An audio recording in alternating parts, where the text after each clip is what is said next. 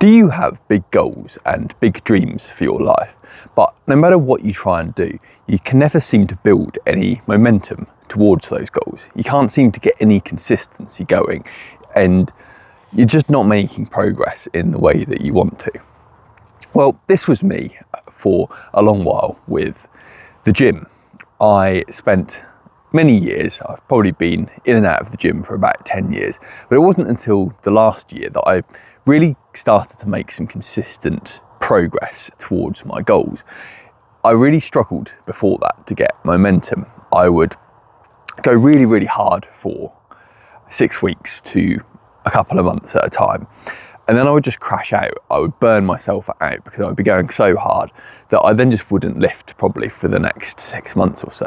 And I've done this with work as well, where I've really, really invested into work, whether that be for exams or for actually into my career. Gone really, really hard for a period of time and burnt myself out. I haven't been able to hold that momentum going forward, and I've just hit a wall. And perhaps that's the same for you. Perhaps you really struggle with these bursts when you have that motivation to get going and into something. But after a little while, as that motivation dips off, you just crash and burn and you just can't stick at it. And so over time, you kind of do this yo-yoing effect and you never really make any meaningful progress. Well, I want to share with you today how I see momentum and how I have been able to build momentum in my life, and how you can as well.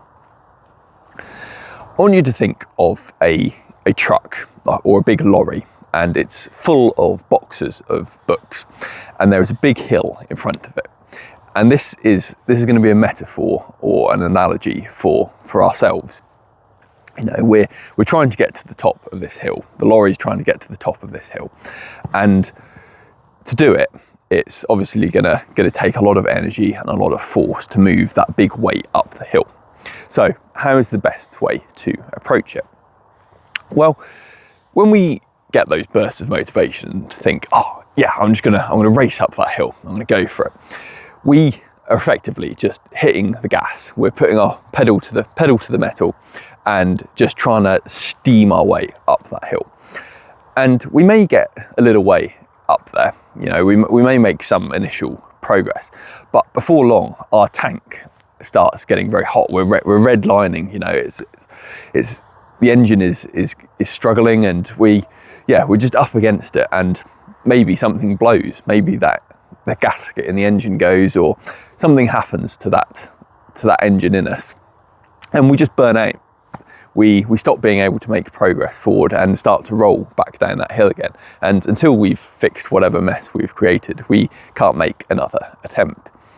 And for a lot of years, I just ended up doing the same thing over and over again. I didn't learn from my mistakes that, you know, hitting the gas really, really hard and blowing something up halfway up the hill wasn't the way to approach these things. And so I want you to learn from my mistakes and to grow and to be able to find a better path without having to go on that journey yourself. Now, if we were to try and get up that hill, perhaps a bit slower, but using and changing through the gears, keeping our revs at a reasonable level, you know, we're not just coasting, but we're not redlining it either. We're going to find that actually we make much more steady progress up that hill. And when we hit, say, that halfway point where we've been blowing up previously, we've still got way more to give. We've still got way more in the tank, and we can just carry on making progress until we reach our goals. And so that's kind of my first point, I suppose, is to just slow down what you're doing. Simplify it. If it's, for example, I'm going to take the gym again. If you're trying to get from a point where you're 20 pounds overweight and you don't like the way you look, you perhaps want to get more in shape to drop that weight. The way to do that isn't to go and get in the gym every single day for 2 hours at a time, because all you're going to do is redline yourself and burn out very quickly. Over time, you're you're not going to make the progress you wanted. Maybe you'll drop 10 pounds to start with, but then you'll feel so burnt out and broken from that sprint that you're just going to fall right back to where you were. What would have been a better and more sensible idea was to perhaps go to the gym twice a week for half an hour at a time. You know, it's still an hour more exercise than you're doing right now. And that extrapolated over time is going to give you the result you're looking for. So many times in my life as well, I've tried to chase the shortcut. I've wanted to go the quick and fast route to where I'm trying to get to. And oftentimes the quick and fast route isn't the one that gives you the momentum to continue. You're not able to be consistent with it for the long run. And it's that long run that we really want to focus on in life. You know, life is a marathon, it's not a sprint. So why are we trying to sprint to those goals that we have when actually we can do it in a much more sensible way. And then secondly, I don't know if you remember, but when I first described this lorry, I said it was full of boxes of books. And these can be, again, a metaphor for the things that we are carrying with us. The thoughts, the emotions, the beliefs we hold about ourselves, about the world. And they can either be really, really heavy and weigh us down and slow us down, or actually they might help us get up that hill. We might find that the cargo that we are carrying is either going to slow us down or speed us up. I know it's probably not the best example, as if you were trying to go up a hill, any kind of weight is going to slow you down, but roll with it. The idea that the things that we carry in ourselves really do impact on our journey. If we have a good level of confidence, of self-belief, we're going to believe that we can make it up that hill. We're going to really notice the progress we're making, even if it's slow and steady, it's still progress, and we're going to congratulate ourselves on that and feel good about that internally.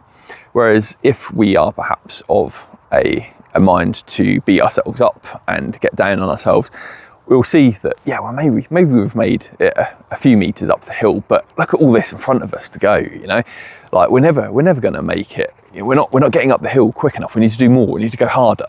And that kind of thinking, where you get down on yourself and start beating yourself up about your progress, again, that's really not very conducive to helping you get up that hill, to helping you reach your goals. So really, my two-pronged approach to reaching any kind of goal in a more sustainable and healthy way is really just to slow down, to look at what you're doing and think, is this sustainable long term? And if it's not, adjust it so that it becomes sustainable long term. It's very easy to think, I want to be somewhere in 3 months' time, and doing everything you can to get there. But if you burn out halfway through that, then it's pointless. You're much better saying, okay, I want to be at this point in a year's time, and I'm just going to consistently work at it. But I know that's not how the human brain is wired. Often we want those instant fixes, the instant results, and it just more often than not doesn't happen. And when you can wire your brain to think that way, to think long term, to think in terms of sustainability, and that the progress that you can make over a longer period of time is from small consistent efforts, is far superior to the results that you're going to get from really like intense activity for a short burst of time. And then secondly, it's to address those beliefs we hold, those emotions we hold inside us that can negatively impact on the way that we approach our journey, and to just be kinder to ourselves as well. It's so easy to get down on yourself. You know, we compare ourselves to everybody online, on social media, and often we forget that we're kind of living our own journey. You know, we are constantly comparing ourselves to others, but actually what really matters is you know, are we better than we were yesterday, the month before, the year before, not whether we're better than the person next to us. And if you've struggled to get into finding this momentum in your life, and you want a bit of a pointer to show you perhaps where to put those initial efforts and how to do it in a sustainable way, so that you can take yourself from a place where you maybe feel really burnt out, you're struggling, and you just can't find any consistency or momentum in your life, to transition yourself to a place where you're building consistent habits. You are noticing that, you know, your health is improving both physically and mentally, and you just feel a general better sense of peace and prosperity in your life. Then I've got something for you.